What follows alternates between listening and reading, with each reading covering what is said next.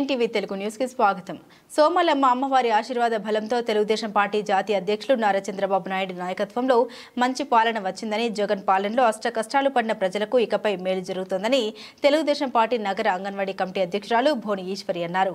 కూటమికి అధికారం ఆదిరెడ్డి శ్రీనివాస్ అధిక మెజారిటీతో విజయం సాధిస్తే 108 మంది ముత్తైదువులతో 108 బిందెలతో జలాభిషేకం ప్రత్యేక పూజలు చేస్తామని భోని ఈశ్వరి స్థానిక 29వ డివిజన్ కొత్తపేటలోని సోమలమ్మ అమ్మవారికి గతంలో మొక్కుకున్నారు. అయితే ఇటీవల జరిగిన సార్వత్రిక ఎన్నికల్లో కూటమి ఘన విజయం సాధించడం, ఆదిరెడ్డి శ్రీనివాస్ రాజమహేంద్రవరం సిటీ ఎమ్మెల్యేగా విజయం సాధించడంతో పాటు 70,000కు పైగా మెజారిటీ రావడంతో గురువారం సాయంత్రం అమ్మవారికి మొక్కును తీర్చుకున్నారు. భోని ఈశ్వరి కొత్తపేటలోని తమ నివాసం దగ్గర నుండి రాజమండ్రి పార్లమెంటు మహిళా కమిటీ అధ్యక్షురాలు మాలి విజయలక్ష్మితో పాటుగా పసుపు చీరలు ధరించిన అధిక సంఖ్యలో మహిళలతో నీల బిందెలు పట్టి గరగ నృత్యాలతో సోమలమ్మ అమ్మవారి ఆలయానికి చేరుకుని అక్కడి అమ్మవారికి ప్రత్యేక పూజలు చేసి జలాభిషేకం నిర్వహించారు.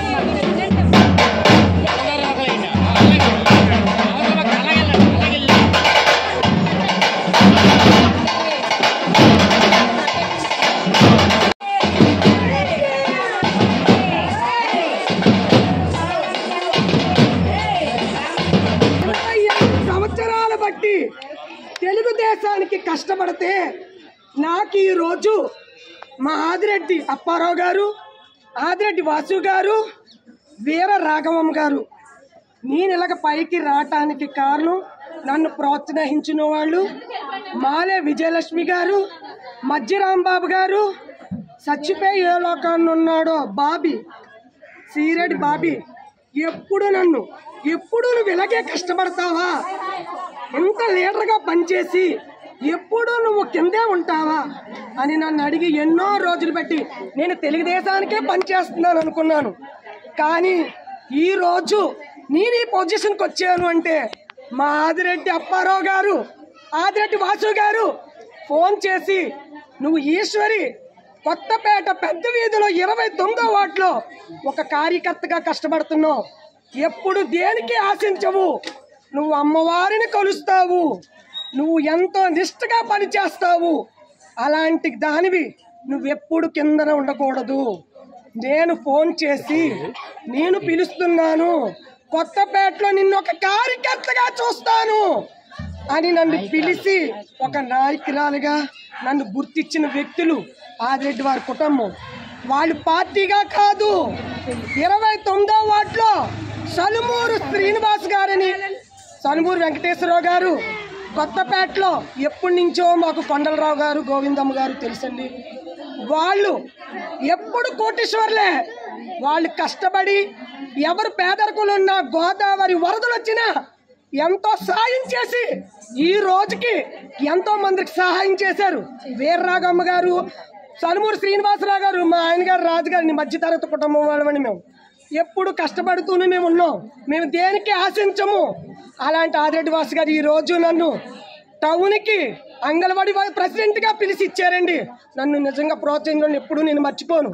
నన్ను మధ్య రాంబాబు గారు, వర్రే శ్రీనివాసరావు గారు, దానవైపేటలో నేను 22 సంవత్సరాలు బట్టి సీపర్గా పనిచేస్తున్నానండి. నేను సిగ్గుపడను ఏ పనికి. కానీ వాసు గారు నన్ను పిలిచి ఈరోజు ఒక కార్యకర్తగా నన్ను నిలబెట్టారండి.